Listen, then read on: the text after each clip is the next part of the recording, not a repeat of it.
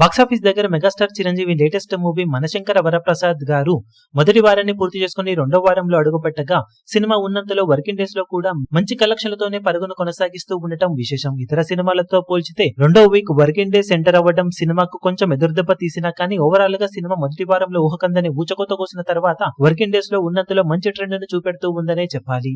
9వ రోజుతో పోల్చితే 10వ రోజు బాక్సాఫీస్ దగ్గర మరోసారి డీసెంట్ ట్రెండ్ ను చూపెడుతూ ఉన్న సినిమా తెలుగు రాష్ట్రాల్లో అటు ఇటుగా 3 కోట్ల రేంజ్ కు అటు ఇటుగా షేర్ ను సొంతం చేసుకునే ఛాన్సెస్ ఉన్నాయి.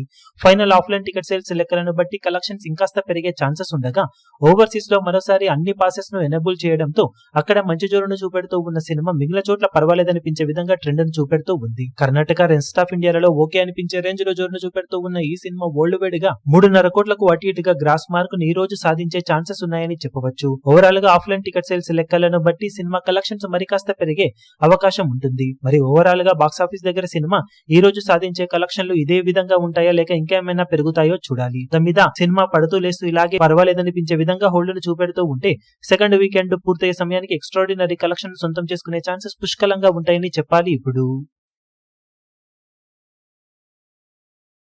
ఈ వీడియో మీకు నచ్చినట్లయితే లైక్ చేయండి, షేర్ చేయండి, ఛానల్ ను సబ్స్క్రైబ్ చేయడం మాత్రం మరవకండి. ఏ చిన్న అప్డేట్ ను మిస్ అవ్వకూడదు అనుకుంటే బెల్ ఐకాన్ ను ప్రెస్ చేయండి.